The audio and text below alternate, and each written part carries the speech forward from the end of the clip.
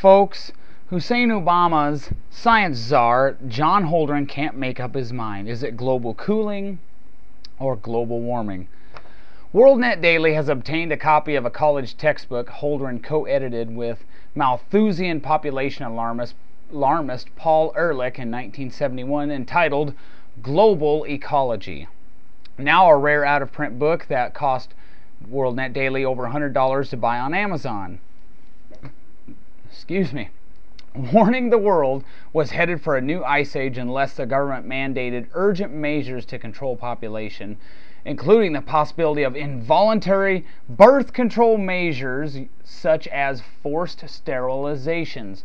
Holdren predicted ecocide, or the destruction of all life on this planet, were a possible consequence of inaction. So you got this doomsaying, this fear-mongering. In an essay contained in the textbook entitled Overpopulation and the Potential for Ecocide, Holdren and Ehrlich predicted on pages 76 and 77 a world cooling trend they estimated at measuring about 2 degrees Celsius in the world mean surface temperature over the past century. Holdren and Ehrlich attributed the cause of global cooling to a reduced transparency of the atmosphere to incoming light as a result of urban air pollutions, smoke and aerosols, agricultural air pollution, dust, and volcanic oil.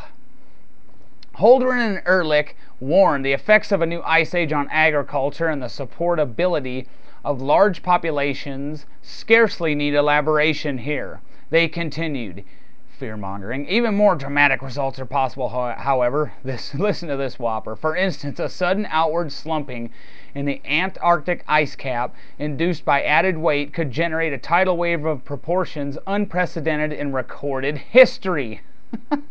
The authors then predicted global cooling would give way to global warming, writing, if man survives the comparatively short-term threat of making the planet too cold, there is every indication he is quite capable of making it too warm not long thereafter. This is some theory, a theory that posits polar opposite effects, and any effect can be attributed to it. That's not a theory, that's nonsense.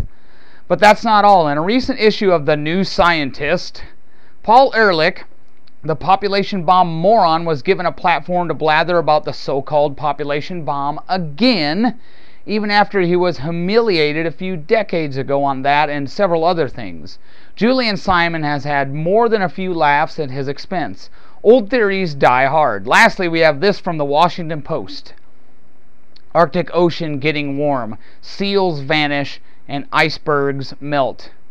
That article was from November 2nd, 1922. Interesting.